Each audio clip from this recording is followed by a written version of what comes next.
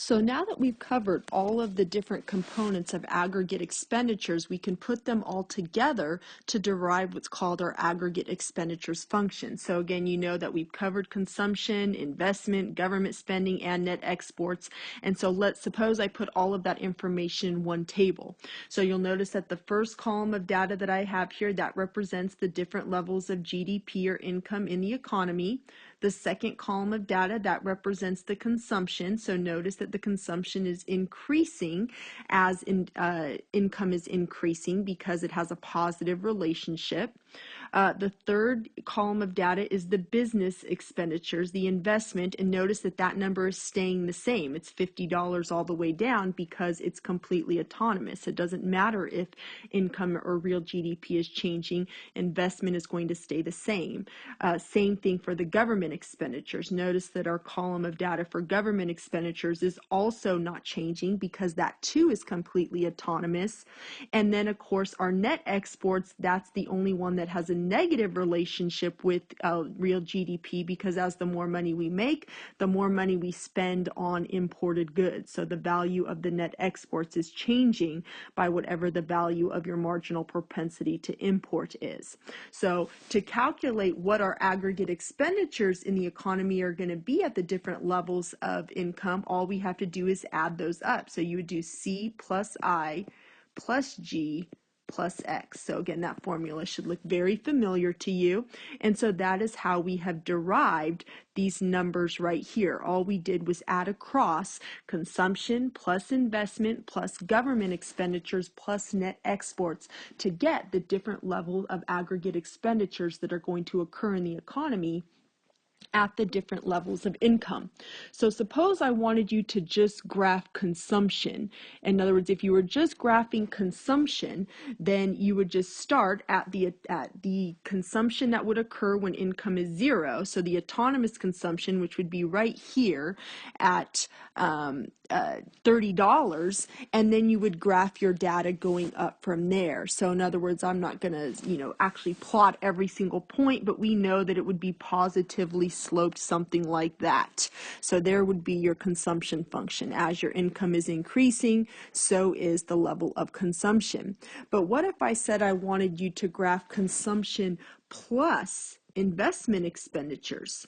Well, investment expenditures are autonomous of $50, which basically means you're just shifting up your autonomous expenditures by $50.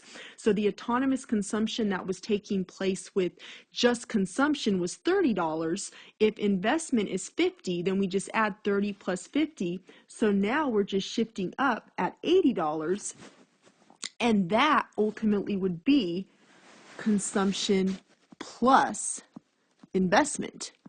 In other words, all you do is alter your autonomous consumption because all investment expenditures are autonomous.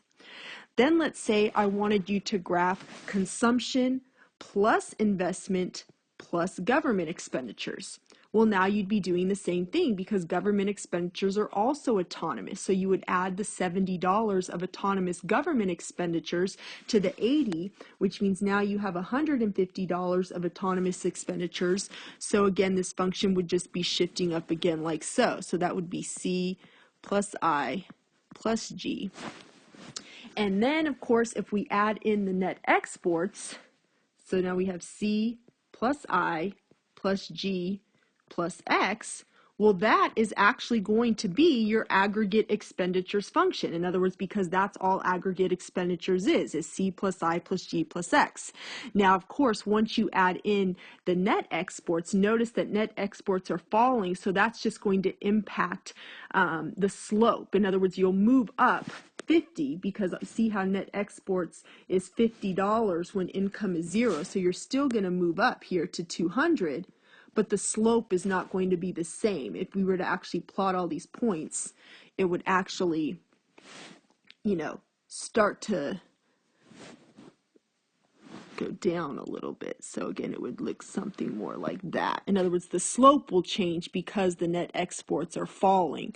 But again, I just wanted you to be able to see how we derive net exports graphically. All we're doing is adding up every different component of expenditures in the economy. So again, the red line represents consumption only, the blue line would represent consumption and investment, the green line would represent consumption, investment, and government expenditures, and then the yellow line actually represents the aggregate expenditures function, the actual aggregate expenditures that occur, in the economy. Now, in the next chapter, just to give you a little precursor of what we're going to be doing, we'll start out having our aggregate expenditures function. So in other words, what we just learned how to derive. So let's maybe put that 45-degree line on here where all the expenditures actually equal a real GDP. Then we would have our aggregate expenditures function on here.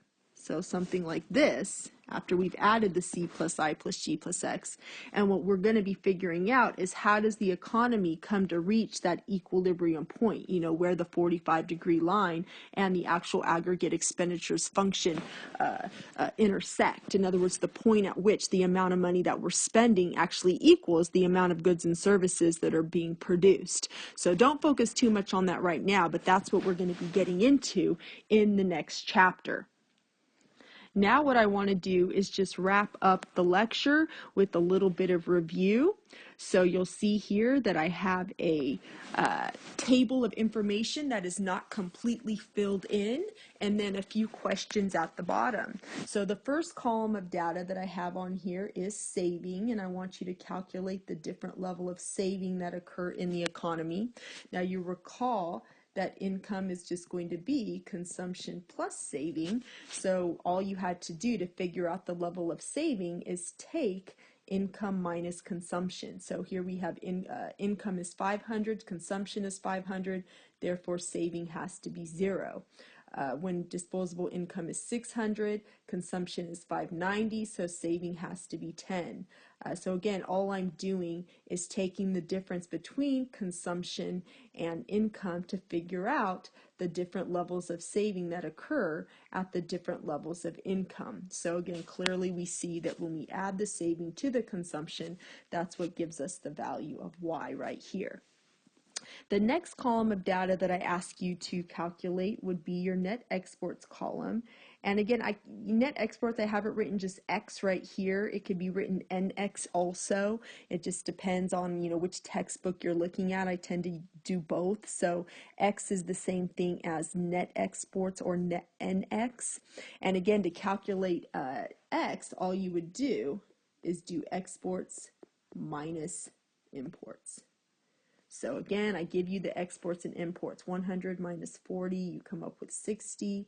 100 minus 60, you come up with 40. 100 minus 80, you come up with 20. 100 minus 100 is 0. And then we have negative 20. And then we have negative 40. So again, that data looks good because we know that your net exports are going to fall as income increases. And then the last column that I have here is aggregate expenditures. So in order to calculate aggregate expenditures, you just add aggregate expenditures is C plus I plus G plus X. So for the first column of data, again, we're adding across, the columns of data this way now. So in other words, we're going across this way. We're not adding down. In order to figure out what our aggregate expenditures are, I would just add the 500 plus the 10 plus the 20 plus the 60, and I would see that my aggregate expenditures are going to be $590 when income is $500.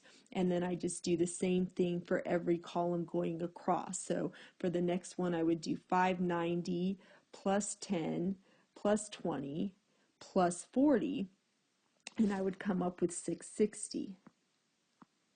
Then for the next row, I would do 680 because that's the consumption. Again, plus the 10, plus the 20, plus another 20 for net exports. I'd come up with 730. For the next row, when real GDP is 800, I would do 770 plus 10 plus 20 plus 0. So I would come up with 800. For the next row, I have 860 plus 10 plus 20 plus negative 20,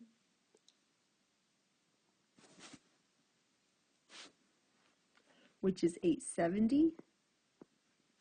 And for the next row, we have 950 plus 10 plus 20 minus 40, so you come up with 940. So again, we can see the different levels of aggregate expenditures that occur depending on what the current level of real GDP is. And again, if we're thinking ahead to the next chapter where we're trying to figure out what pushes us towards equilibrium, we can clearly see, looking at this table, that the level of equilibrium real GDP or aggregate expenditures would occur at a real GDP of 800, because notice that that's the only row of data that gives us a value of real GDP or income that is actually equal to the level of aggregate expenditures that are taking place in the economy. Now, last thing I want to go over are these 3 questions that I have listed at the bottom of the slide.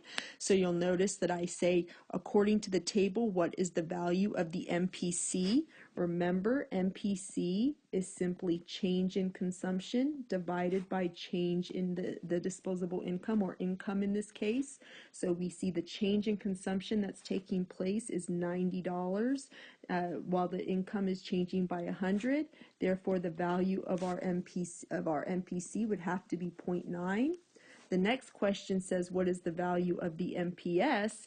We know that the MPS is simply the change in the saving divided by the change in the income, but we also know we have a shortcut where we know that MPS plus MPC has to equal 1. So we can just do 1 minus the value of the MPC, which is 0.9, and we come up with 0.1. So we know that the value of the MPS has to be 0.1. In other words, if we're spending 90% of it, then we have to be saving 10% of it. And then the last question is, what is the MPI? MPI is the change in the imports divided by the change in the income. Remember, we're not talking about investment. Sometimes students make the mistake of looking at the investment column. We want to look at the import column in order to calculate the marginal propensity to import. And if you don't have an import column, then you just look at how much are your net exports changing by. So in this case, we can see that our net exports are changing by increments of 20. So our change in imports is 20 divided by our change in income, which is 100, which means our marginal propensity to import is going to have a value of 0.2.